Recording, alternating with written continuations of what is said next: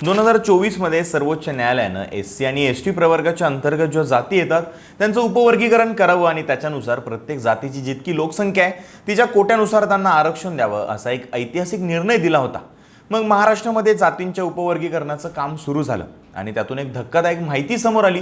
ती म्हणजे गेल्या काही वर्षांपासून एससी प्रवर्गातील महार समाजाची लोकसंख्या ही खूप मोठ्या प्रमाणात वाढली आणि मातंग समाजाची लोकसंख्या मात्र त्या प्रमाणात कमी प्रमाणात वाढली। त्यामुळे उपवर्गीकरणानुसार आरक्षण द्यायचं झालं तर एससी मधल्या मातंग समाजावरती खूप मोठा अन्याय होईल। या उलट महार समाजाला याचा खूप मोठा फायदा होणार आहे। मातंग समाजाच्या यामुळे भावना दुखावल्या गेल्यात आणि हा समाज आता रस्त्यावरती उतरलाय। इतर सर्व समाजांच्या लोकसंख्येचा दर काळानुसार खूप वाढतो, मग मातंग समाजाची लोकसंख्या कशी वाढली नाही? सरकारच्या एका संस्थेनं याबाबत काही धक्कादायक खुलासे केलेत। ते कोणते, हा प्रकार नेमका काय आहे, जाणून घेऊयात आजच्या व्हिडिओमधून। नमस्कार, मी शुभम गोरे आणि तुम्ही पाहताय लगाव बत्ती। 2024 मध्ये सर्वोच्च न्यायालयानं एक निर्णय दिला। त्यानुसार एससी आणि एसटी प्रवर्गाअंतर्गत ज्या जाती येतात त्यांचं वर्गीकरण करून त्याच्यानुसार आरक्षण देण्यात येणार असल्याचा तो निर्णय होता। अनेक राज्य मग कामाला लागली आणि या प्रवर्गात येणाऱ्या जातींचं वर्गीकरण सुरू झालं। तशी अजून जनगणना व्हायची आहे, पण 2011च्या मागच्या जनगणनेचा आधार घेऊन हे काम सुरू झालं। आपल्या महाराष्ट्रातही हे वर्गीकरणाचं काम सुरू झालं। एससी प्रवर्ग म्हणजेच अनुसूचित जाती प्रवर्ग, त्याला भारतीय राज्यघटनेनुसार 13% आरक्षणाची तरतूद सुद्धा आहे। या प्रवर्गामध्ये महाराष्ट्रात पाहायचं झालं तर एकूण 59 छोट्या मोठ्या जाती येतात। त्यात महार, मातंग, चर्मकार, भंगी, ढोर असे अनेक समाज येतात। महार आणि मातंग या समाजाची लोकसंख्या त्यातल्या त्यात जास्त आहे। न्यायमूर्ती बदर समितीने याबाबत राज्य सरकारला उपवर्गीकरणाबाबत एक अहवाल सादर केला।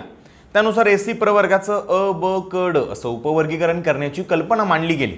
पण त्यात आश्चर्यकारक गोष्ट समोर आली, ती म्हणजे एससी प्रवर्गातील महार आणि मातंग या दोन मोठ्या समाजातील लोकसंख्येची मोठी तफावत। मग बार्टी म्हणजेच doctor Babasaheb Ambedkar research and training इन्स्टिट्यूटनं त्यावरती संशोधन केलं आणि आपला अहवाल दिला।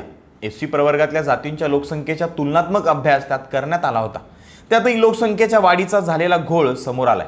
1961 आणि 2011 या 50 वर्षातील या समाजाच्या जनगणनेच्या आकडेवारीवरती नजर टाकली तर आपल्याला त्यात महार आणि मातंग समाजाच्या आकडेवारीतील तफावत दिसून येते। 1961 ला महार समाजाची लोकसंख्या होती 56 लाख, मातंग समाजाची होती 20 लाख आणि 50 वर्षांनंतर म्हणजेच 2011च्या जनगणनेनुसार महार समाजाची लोकसंख्या झाली 80 लाख तर मातंग समाजाची झाली फक्त 24 लाख।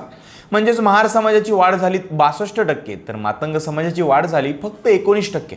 हे आकडे धक्कादायक आहेत। एका समाजाची इतक्या मोठ्या प्रमाणात लोकसंख्या वाढते आणि दुसऱ्या समाजाची इतक्या कमी प्रमाणात वाढते, हे कसं?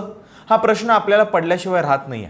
आणि त्यानं वर्गीकरणाच्या आधारे आरक्षण दिलं तर असं होणार आहे की मातंग समाजाला आरक्षणाचा कोटा कमी मिळेल, एससी मधील इतर जातींनाही कमी मिळेल आणि या उलट महार किंवा नवबौद्ध समाजाला मात्र याचा मोठा फायदा होणार आहे। आता आकडेवारीतील हा घोळ कसा झाला याबाबत अनेक तज्ञ अभ्यास करतात, पण हा घोळ नैसर्गिक नसावा असं अनेक जण म्हणतात।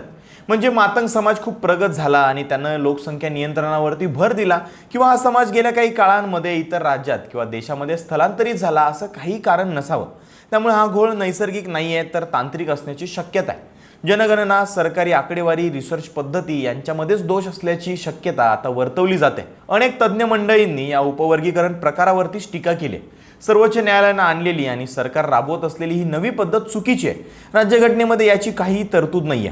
प्रवर्गांमध्ये अंतर्गत आरक्षण नको असं डॉक्टर बाबासाहेब आंबेडकर कधीही म्हणाले नाहीत असं देखील अनेक तज्ञांचं मत आहे। तर भाजप आणि भाजप शासित राज्यांमध्ये जातीय उपवर्गीकरणावरती खूप भर दिला जात असून 2026 ची नवी जातीय जनगणना पूर्ण होईपर्यंत या सरकारकडे संयम नाहीये का, असंही अनेक तज्ञ आता विचारतात।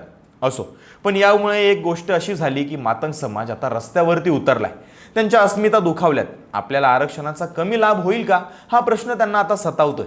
उपवर्गीकरण नको आणि करायचं असेल तर मातंग समाजाची 1961 ची लोकसंख्या गृहीत धरून त्यानुसार त्याची अंमलबजावणी करा, अशा मागण्या आता जोर धरतात।